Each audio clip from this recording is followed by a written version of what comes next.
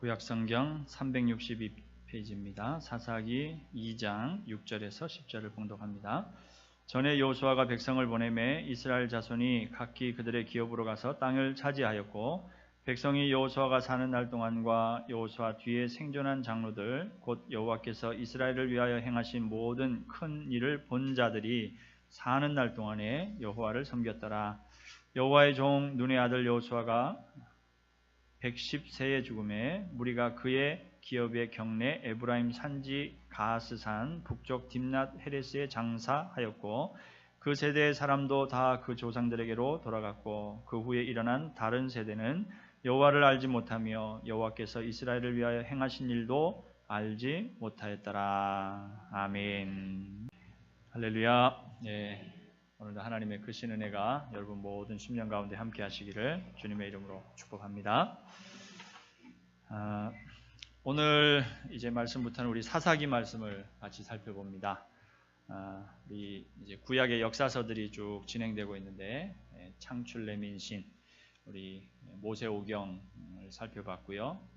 그 다음에 또 이제 출애굽기로 시작하여서 이제 시작된 이스라엘 백성들의 가나안 정복, 그 여정들이 이제 어느 정도 정리가 되는 그런 모습을 봤습니다. 여호수아서의 내용이 이제 그 내용이죠.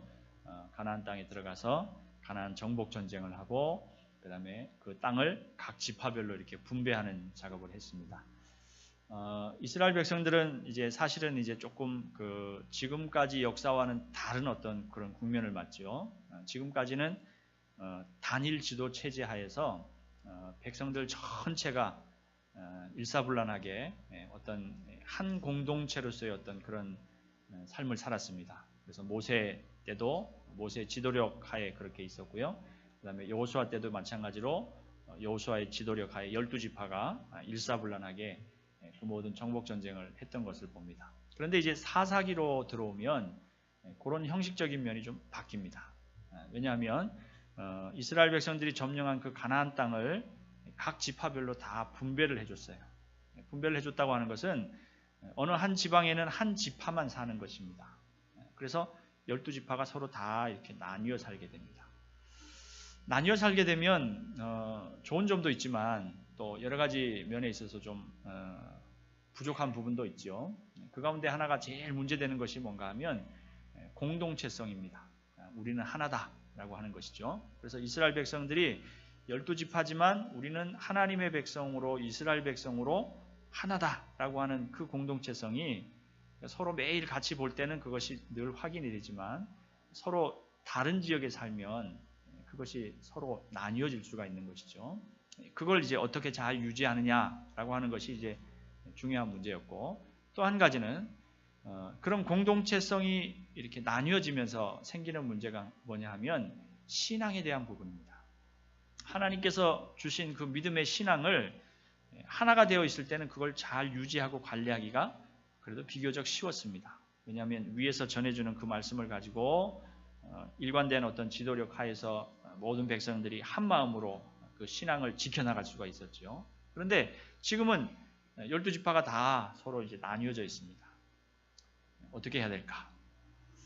하나님께서 좋은 그 방법을 하나 정해주셨죠. 그게 뭔가 하면 12지파에 속하지 않은, 그러니까 우리 요셉의 아들 2지파가 들어왔기 때문에 레위지파가 빠져도 12지파가 되죠. 그래서 그 하나님이 따로 구별해 세우신 그 레위지파를 각 지파에게 이렇게 나누어 주는 것입니다. 나누어 준다는 표현이 좀 이상한데, 각 지파에 소속되어 살도록 그렇게 하신 것입니다.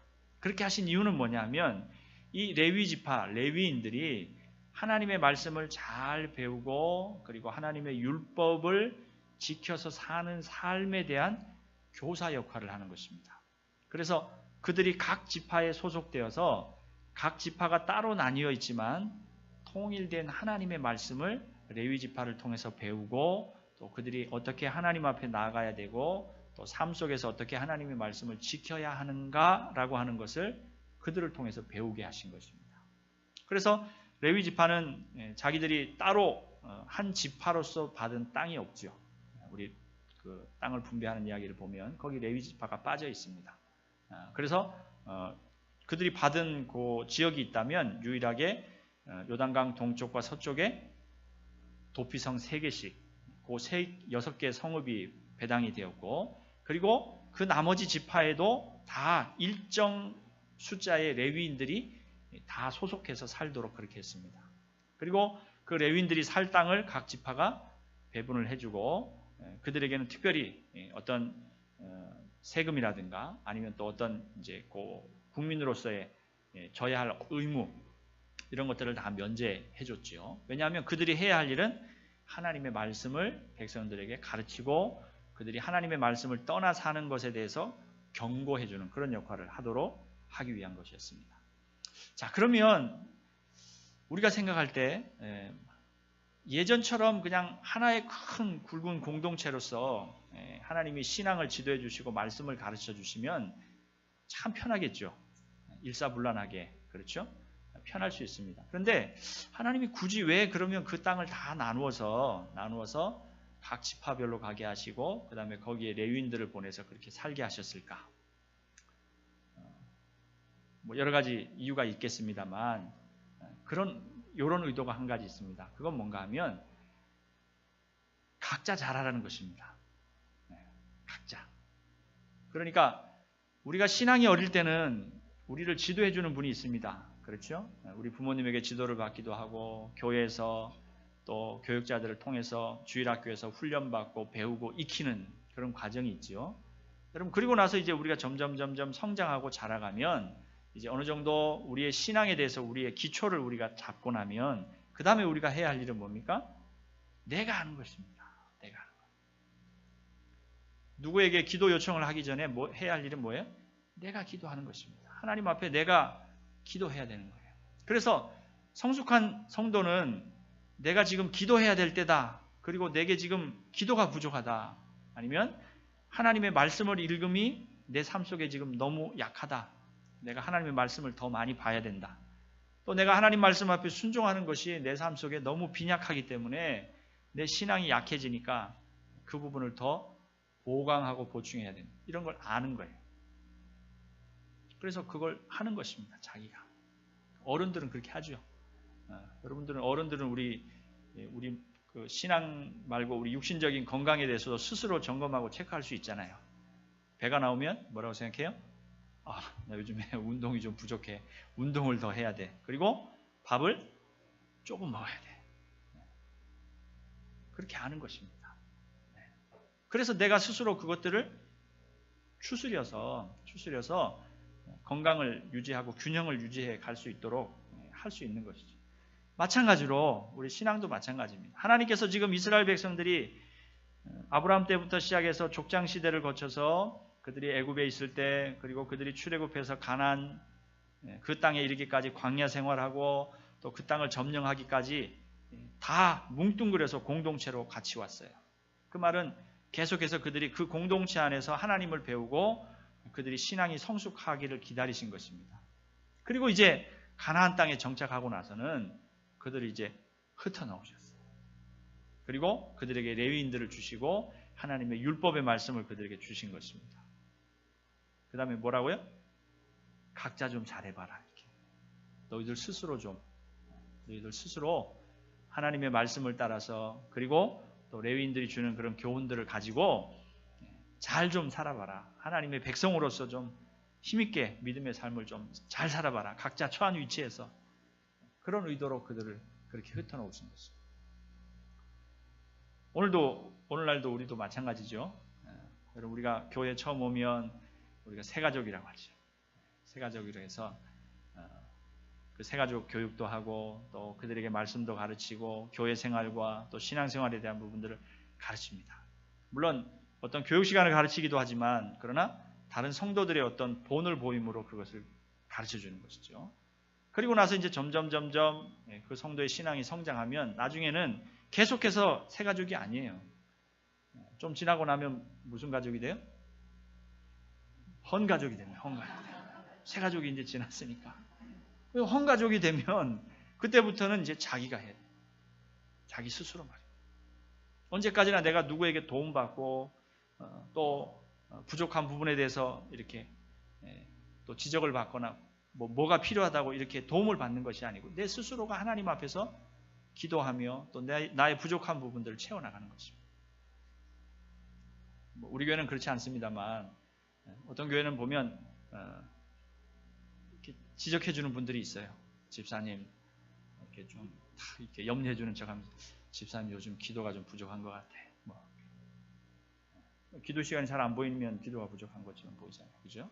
새벽기도 나오던 분이 안 나오거나 또 예배 시간이 잘 안 보이거나 그럼 그렇게 이렇게 조언해 주는 분들이 있습니다. 물론 이제 좋은 의도로 하는 그런 의미겠지만 여러분 그런데 우리가 어느 정도 이렇게 성장한 성도들은 그런 지적을 받는 것이 어때요? 기분이 좋아요, 나빠요? 나쁘죠. 네. 왜 나쁜 겁니까? 그건 자존심의 문제가 아니고 내가 내 스스로를 점검하고 그리고 그 부분을 내가 해야 되는데 나는 그만한 그런 성장의 위치에 있다고 생각되는데 내가 알아차리지 못하고 다른 사람이 옆에서 그것을 지적해 준다는 것입니다. 불편하죠. 때로는 목사님이 불러서 이야기하기도 하고 열심히 하십시오. 좀 더 힘을 내십시오. 이런 얘기를 들으면 그렇잖아요. 그죠? 우리 스스로가 해야 됩니다. 여러분 스스로가. 그러면 또 여러분 가운데서 그러면 뭐 목사님은 할 일이 없겠네요. 우리가 다 알아서 하면 그러면 좋죠. 얼마나 좋습니까? 그러면 저는 딴 일 할 수 있잖아요. 그렇게 돼야 돼요. 그래서 어떤 목사님이 우리 현대 교회를 일컬어서 현대 교회에 있는 우리 성도들을 다 기저귀 차고 있는 어린아이 신자라 그렇게 표현했어요. 기저귀 차고 있는 신자들은 어떻게 해야 돼요? 기저귀 차고 있는 아이들은 울면 배고픈가 보고 밥 먹여줘야 되고 또 울면 또 기저귀 갈아줘야 되는지 봐야 되고 계속 울기만 하면 그거 하느라고 다 교회가 온 에너지를 다 소모한다는 거예요. 혹시 또 무슨 시험 들지 않았을까 싶어서 또 가서 돌봐야 되고 그렇게만. 근데 그렇게 하면 교회 에너지를 그곳에 다 쏟으면 더 크고 좋은 일들을 할 수 있는 기회를 놓쳐버립니다. 그렇게 돼서는 안 되겠죠. 우리 성도들이 성숙한 신앙인으로서 나 스스로의 신앙을 우리가 여러분 점검해 볼 수 있어야 합니다. 오늘 하나님께서 그래서 이 사사시대에 다 흩어놓으신 거예요. 너희들 각자가 좀 잘해봐라. 하나님 주신 율법의 말씀이 있잖아요. 그리고 지금까지 이스라엘 백성들이 하나님을 경험했던 그 은혜의 사실들이 있잖아요. 그러니까 그걸 가지고 살아가는 거예요. 내가 혹시 잘못 나갔다가도 다시 돌아오고 또 내가 너무 속도가 늦으면 조금 속도를 더 빨리 해야 돼요. 또 내가 마치 하나님보다 내가 더 똑똑한 것처럼 내가 잘난 체 했다가도 이게 아니지 겸손하게 다시 돌아오고 그런 성숙한 우리 성도들이 다 되시기를 주님 이름으로 축복합니다. 네, 여러분들 잘하고 계십니다. 네, 표정이 어두워지시는데 너무 그러실 필요는 없고요. 우리 진양교회 정도면 잘하고 계신 겁니다.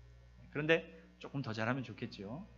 힘을 내셔서 하나님 앞에서 내가 내 신앙 누가 나를 지적하기 전에 내 스스로 하나님 앞에서 내 신앙의 부분들을 잘 점검하고 해야 할 부분들을 내가 하겠다 라고 하는 그런 마음들로 하나님 앞에 나아가면 참 좋겠습니다. 자, 그리고 이제 오늘 이 사사기 말씀을 통해서 이제 보면 여기 1장에서는 우리 사사기 1장에서는 이제 여호수아가 이제 남겨놓은 그 각 지파별로 점령해야 될 그 땅들에 대한 목록들이 쭉 나오면서 각 지파별로 그 땅을 이제 막 점령하는 그런 일들이 나옵니다. 이제 완전히 마무리가 됐다는 그런 의미죠. 그리고 나서 이제 2장에서 보면 여기 이제 복임 사건이 나오는데 이 사건은 여호와의 선지자가 나타나서 이스라엘 백성들이 하나님의 말씀을 온전히 순종하지 않았다라고 하는 것에 대해서 지적하는 장면이 나옵니다. 그러니까 이들이 전쟁을 하느라고 사실은 하나님이 주신 그 중심의 말씀에 대한 부분들을 소홀히 했던 것 같아요. 그때는 이제 전쟁의 시기니까 여러분 어떤 일을 하다 보면 여러분 그 일의 어떤 목적을 잃어버리고 그냥 그 일에만 우리가 집중할 때가 있습니다. 근데 이스라엘 백성들도 지금 사실 그런 거예요. 땅을 정복하라. 그러니까 하나님이 가나안 땅에 이스라엘 백성 들어갈 때 두 가지 명령 주셨거든요. 하나는 뭐냐면 땅을 정복하라는 것이고 두 번째는 여호와만 섬기라는 것입니다. 우상들, 이방 우상들 따라가지 말고 하나님만 섬기는 백성 되라. 이방의 풍속을 따르지 말고 우상을 섬기지 말고 그러니까 그 신앙을 잘 지키라는 것이었어요. 근데 첫 번째 목적에다 너무 집중하다 보니까 막 전쟁하느라고 하다 보니까 이 두 번째 목적을 소홀히 한 거예요. 그러니까 사실은 첫 번째 목적도 두 번째 목적을 위한 것이죠. 하나님을 잘 섬기는 하나님의 나라가 되기 위한 것이었는데 첫 번째를 막 너무 열심히 하다 보니까 잃어버린 거예요. 본질적인 목적. 그러니까 신앙에 대해서 굉장히 소홀하게 된 것입니다. 그래서 하나님의 선지자가 그것을 지적합니다. 여러분 지적했더니 어떻게 됐어요? 4절에 보니까 여호와의 사자가 이스라엘 모든 자손에게 이 말씀을 이르매 백성이 소리를 높여 운지라. 이렇게 얘기했습니다. 여러분 이거 굉장히 은혜로운 말씀입니다. 여호와의 사자가 이스라엘 백성들에게 하나님의 말씀을 전했어요. 근데 그 말씀이 축복의 말씀이 아니에요. 그렇죠? 칭찬하는 말씀도 아니에요. 뭐 하시는 거예요? 책망하고 지적하시는 것입니다. 너희들 왜 본질을 잃어버렸느냐? 하나님 말씀 앞에 왜 충실하지 않느냐? 이렇게. 그랬더니 오늘 여기 보니까 이스라엘 백성들이 어떻게 했어요? 소리를 높여 울었다. 여러분 한번 이렇게 머릿속으로 한번 떠올려 보세요. 이스라엘 백성들이 선지자가 그들 앞에 서가지고 아주 그냥 추상 같은 음성으로 당신들 왜 하나님의 말씀과 명령에 순종하지 않고 그 본질적인 명령에 여러분들이 왜 똑바로 서 있지 않습니까? 그렇게 지적합니다. 그럴 때 이스라엘 백성들이 그냥 울었어요. 어떻게 울었어요? 소리를 높여서 아마 엉엉 울었을 것입니다. 그렇게 순종하지 못한 하나님의 은혜 있고도 그 하나님의 은혜 앞에 내가 온전히 순종하지 못한 자신이 너무 아마 미웠을 거예요. 후회됐을 거예요. 그리고 하나님 앞에 너무 죄송스러웠을 거예요. 그래서 운 겁니다. 억울해서 운 게 아니에요. 여러분 우리도 울어야 될 줄로 믿습니다. 여러분 축복의 말씀이 우리에게 은혜의 말씀이 아니에요. 축복의 말씀만 은혜의 말씀이 아니에요. 우리를 책망하고 우리를 지적해 주시는 그 말씀 앞에 우리가 울어야 돼요. 그 울 수 있다고 하는 것이 바로 성숙한 성도의 모습이에요. 성숙하지 않은 성도는 그런 책망이 찾아오면 어떻게 생각해요? 핑계와 변명을 대는 것입니다. 하나님 전쟁하느라고 너무 바빴잖아요. 하나님도 아시잖아요. 하나님이 우리 전쟁에서 땅 정복하라고 했잖아요. 그거 우리가 열심히 했는데 왜 이제 와서 우리한테 그러시는 거예요? 우리가 이것 잘하고 저것도 다 잘할 수 없잖아요. 그리고 조금 지나면 우리가 하려고 했는데 왜 그러세요? 조금 형편이 나아지면 하려고 했는데 핑계대는 거죠.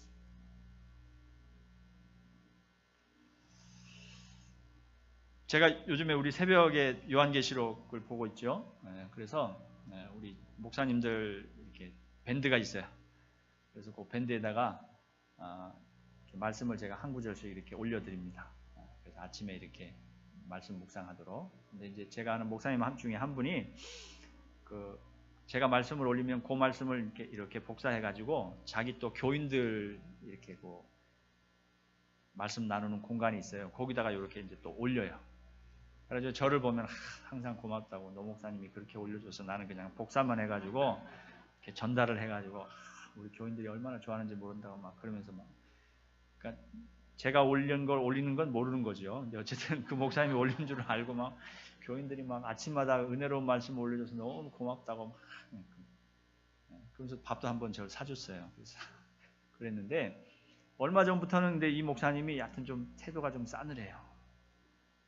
그래서 왜 그런가 했더니 요한계시록 말씀만 계속 올린다고. 저는 이제 새벽에 우리가 이제 계속 보니까 이제 요한계시록에 있는 말씀을 올리거든요. 거기에 보면 이제 심판도 나오고 막 그런 얘기가 나오니까 이제 어쨌든 그래도 말씀을 저는 이제 올리거든요. 그랬더니 어느 날 노 목사님 그 요한계시록 좀 안 올리면 안 돼? 아니 왜요? 하나님 말씀 같이 이렇게 올리는 은혜가 안 되잖아. 은혜가. 그래서 뭐가 은혜가 안 되는데? 아니 성도들이 축복의 말씀을 좋아하는데 거기 뭐 심판이 나오고 막 불이 나오고 막 용이 나오고 그거 은혜가 안 된다고. 그래가지고 지금은 자기가 직접 한대요. 그 은혜의 말씀을 찾았어요. 그래서 웃으면서 이제 서로, 물론 이제 그 목사님도 이제 알면서도 그렇게 얘기하는 거죠. 그런데 이제 어쨌든 여러분, 우리에게 주시는 복 받아라, 축복이 있었다, 여러분, 그것만 은혜의 말씀이 아닙니다. 오늘 여기 이스라엘 백성들은 적어도 지금 여호수아가 죽기 전까지 있었던 이 백성들은 하나님이 책망하니까 그 말씀을 듣고 울었어요. 여러분도 제발 좀 우시기 바랍니다. 하나님의 말씀 앞에서만. 저도 마찬가지입니다. 하나님이 책망하시고 지적하시는 그 말씀 앞에만. 우리의 마음과 양심이 돌처럼 딱딱해가지고 말이죠. 책망하시는데도 불구하고 그 말씀을 튕겨내고 오히려 다른 핑계거리를 찾고 변명거리를 찾고 이리저리 도망가고 숨는 것이 아니고 하나님 앞에 우리가 소리 높여 울어야 한다. 여러분, 그것이 진정 성숙한 우리 성도의 신앙인 줄로 믿습니다. 자, 오늘 서론이 조금 길어서 오늘 본문에 대한 부분들이 이제 다음 주에 한 번 더 해야 될 것 같은데요. 자, 오늘 본문 말씀을 보면 이제 여호수아가 죽는 장면이 나옵니다. 그리고 여호수아가 죽고 나서 그 다음 이야기가 짤막하게 나와요. 근데 그 다음 이야기가 참 우리를 가슴 아프게 하는 이야기입니다. 여호수아가 있는 동안에 땅을 차지하였고, 그리고 7절에 보니까 백성들이 여호수아가 사는 날 동안, 그리고 여호수아 뒤에 생존한 장로들, 이 사람들이 누구냐 하면 여호와께서 이스라엘을 위하여 행하신 모든 큰 일을 본 자들이 사는 날 동안에는 여호와를 섬겼더라, 이렇게 나옵니다. 여기 보면 사는 날 동안에 이렇게 나오는데, 사는 날 동안에는, 그들이 살아있는 동안에는 여호와를 섬겼어요. 그런데 8절에 보니까 여호와의 종 눈의 아들 여호수아가 110세에 죽었습니다. 그리고 나서 무리가 그의 장례를 잘 장사했고, 그 다음에 10절에 보면 그 세대의 사람들이 다 조상에게로 돌아갔다. 조상에게 돌아갔다는 말은 무슨 표현이에요? 죽었다는 표현입니다. 제가 한번 설명드린 적이 있죠? 왜 조상에게 돌아갔다고 해요?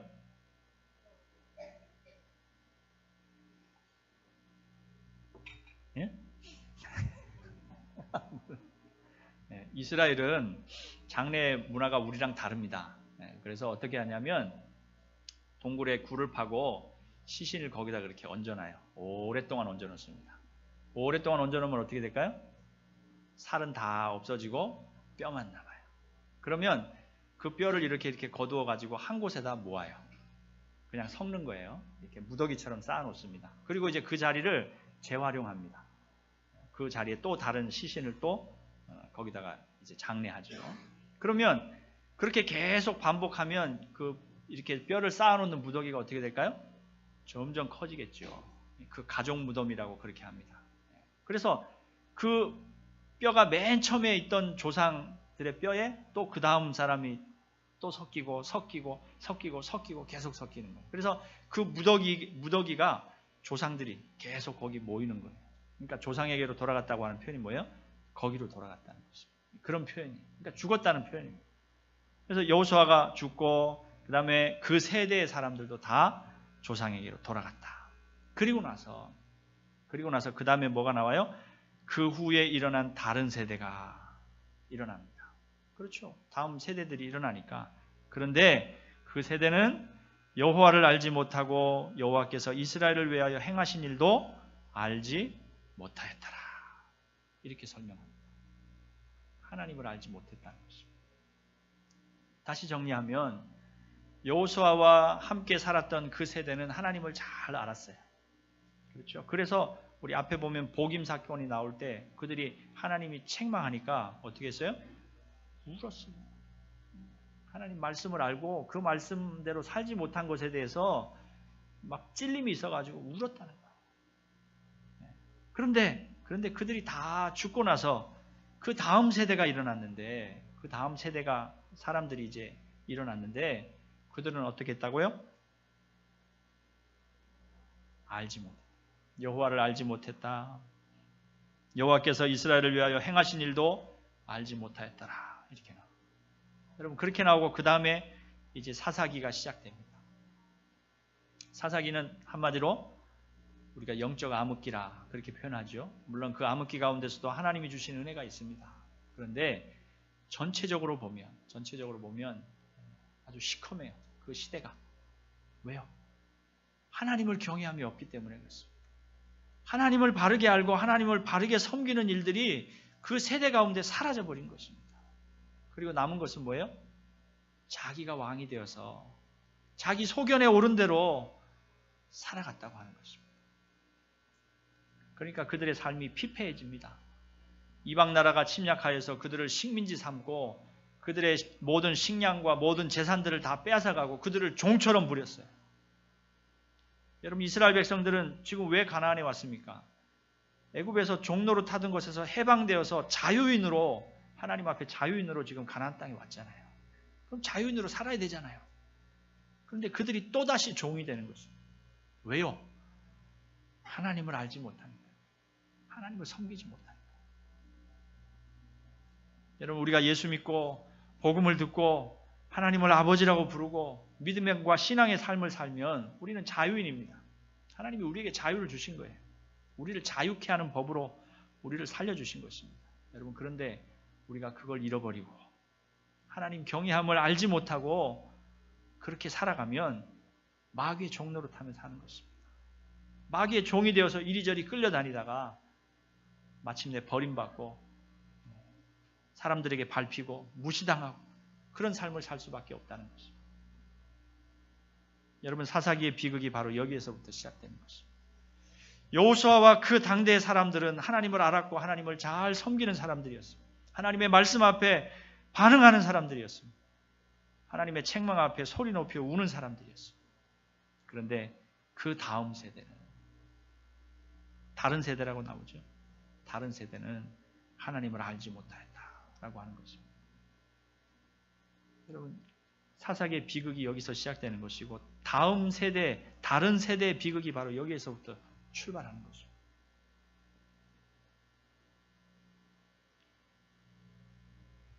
여러분, 우리는 신앙의 몇 세대를 살고 있을까요? 지금 우리 사사기에 나오는 이 세대는 우리 신앙으로 보면 제3세대라 그렇게 볼 수 있습니다. 그렇죠? 1세대는 애굽에서 생활했던 세대고, 그 다음에 두 번째 세대는 광야에 나와서 맨 처음에 출애굽했던 세대가 다 죽고 그 다음 세대들이 가나안 땅 정복을 했죠. 그리고 나서 오늘 여기 나오는 다른 세대는 제 세 번째 세대입니다. 가나안 땅에 정착한 이후에 그 다음의 삶을 살아가는 세대입니다. 여러분, 3세대에 와서 신앙이 다 무너져 버렸어요. 세대가 그렇게 오래 가지 않습니다. 우리는 어떤가? 우리도 생각해 봐야 합니다. 물론 개인적으로 여러분 가정에 지금 내가 몇 대째 신앙생활을 하고 있는가? 그것도 생각해 볼 수 있죠. 우리 신앙의 세대, 우리 한국에 복음 전해진 지가 그렇게 길지 않기 때문에 길어야 4대 정도 됩니다. 4대에서 5대 정도 되죠. 아주 초기에 믿었던 분들은 5대 정도 갈 수도 있겠죠. 제가 3대입니다. 3대. 그리고 제 자녀들이 이제 4대째가 되죠. 저희 할머니 때부터 신앙생활을 하셨으니까. 그다음에 여러분들 가운데는 더 많은 대가 있을 수 있습니다. 우리 개인적인 가정의 역사로 보면 그렇고, 우리 한국적인 신앙의 역사로 보면 또 우리가 세대를 그렇게 구분할 수 있겠죠. 여러분, 그런데 중요한 것은 지금까지 지나온 세대도 중요하지만 앞으로의 세대가 어떻게 될 것인가 라고 하는 거죠. 여러분, 하나님은 우리에게도 관심이 많으시지만 또 한 가지 관심이 많으신 것은 우리 다음의 세대가 어떻게 살아갈 것인가, 그것에 대해서 큰 관심을 가지고 있습니다.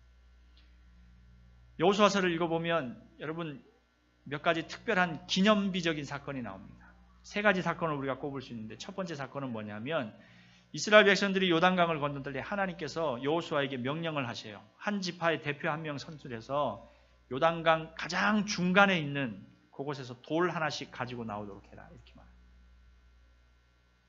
여러분, 요단강 건널 때 요단강이 딱 막아져서 마른 땅으로 그들이 건넜잖아요. 그러니까 강 바닥에 있는, 평소에는 물이 잠겨 있어서 보지 못하지만 강 바닥에 있는 그 돌덩이 하나씩 쥐고 나오라 그럽니다. 그 12지파가 그 돌을 가지고 나와서 길갈에다가 비를 세웠어요. 돌무더기를 만들었어요. 왜 그걸 세웠을까요? 하나님께서 뭐라고 말씀하십니까? 기념하라, 이렇게 말해요. 그 돌무더기는 그 당시 이스라엘 백성들을 향한 것이 아니었어요. 누구를 위한 것입니까? 그 다음 세대를 향한 것입니다. 너희 자손들이 지나가다가 이게 뭐냐고 물어보거든 이 요단강 사건 이야기해줘라. 어떻게 하나님의 능력으로 이 요단강을 건넜는지, 그리고 어떻게 가나안 땅을 정복해줬는지 이야기해주라는 것입니다. 그 다음 세대를 위해서 기념물을 만드신 거예요. 그 다음 두 번째 나오는 사건은 뭡니까? 에발산과 그리심 사건이죠. 그 산에 올라가서 저주와 축복을 선포하잖아요. 그리고 그곳에다 하나님의 율법을 잘 보이게 크게 기록하라고 말씀하십니다. 새겨 놓으라고 말씀하십니다. 누구를 위해서요? 다음 세대를 위해서입니다. 또 한 가지 또 사건이 나오죠. 우리 지지난주에 살펴봤던 것처럼 요단강 동편의 두 지파 반이 전쟁을 마치고 돌아갑니다. 돌아가면서 뭘 했어요? 요단강변에다가 큰 제단을 쌓았죠. 그렇죠? 그러니까 이쪽에 있던 사람들이 오해를 했죠. 제단은 하나님의 제단이 있는데 왜 거기다 또 제단을 쌓는가? 그래서 전쟁 일어날 뻔했죠. 근데 원래 그들의 목적은 뭐예요? 나중에 우리 후손들이 요단강을 중심으로 동쪽과 서쪽에 나눠 사니까 우리 보고 당신들은 이스라엘 백성 다 아니요, 하나님과 상관없는 자들이요, 이렇게 말할까봐 그 기념물을 쌓았다는 것입니다. 후손들을 위해서 하는 것입니다. 여러분, 그 모든 일들을 하나님께서 하게 하셨어요. 그러니까 하나님의 관심은 어디에 있어요? 우리에게도 있지만 다음 세대에도 있는 것입니다. 여러분 자녀들에게 하나님이 관심 갖고 계신 거예요. 우리가 죽고 난 뒤에 우리의 다음 세대들이 어떻게 살 것인지에 대해서 하나님이 관심을 가지고 계신 것입니다. 그리고 그들을 위해서 지금 우리가 해야 할 일을 하라고 말씀하시는 것입니다. 그들도 하나님의 책망의 말씀을 듣고 울어야 되는 것입니다. 우리만 울면 안 돼요. 그들도 울 수 있는 자들이 되어요. 하나님의 말씀을 알고 하나님을 알고 하나님 뜻대로 순종할 수 있는 자들로 그들을 양육하고 그들을 세워가야 한다고 하는 것입니다. 이것이 우리에게 주신 책임인 줄로 믿습니다. 다른 세대가 아니고 다음 세대를 잘 세우고 양육하는 우리 성도들, 우리 신앙인들의 또 우리 교회의 모습이 되어야 할 줄로 믿습니다. 여러분 그들을 위해서 기도하며 또 그들을 하나님 앞에 바르게 세우는 그 일을 위해서 헌신과 또 귀한 충성의 모습으로 하나님 앞에 나아가시는 여러분 모두가 되시기를 주의 이름으로 축복합니다. 네, 기도하겠습니다. 하나님 감사합니다. 하나님께서 관심을 가지시고 또 그들을 위하시는 다음 세대를 향하여서 하나님 우리도 관심 갖고 또 그들을 아름답게 하나님의 사람으로 잘 세울 수 있는 그 일에 헌신할 수 있는 자들 되게 하여 주옵소서. 우리가 본이 되게 하시고 우리가 가르칠 수 있도록 도와주옵소서. 우리의 말로 우리의 기도로 우리의 행함으로 본을 보일 수 있고 또 그들을 잘 교육하여서 참으로 이 시대에 필요한 또 다음 세대에 꼭 필요한 하나님의 귀한 일꾼과 사자들로 세워가게 하여 주옵소서. 감사드리며 예수님 이름으로 기도하옵나이다. 아멘.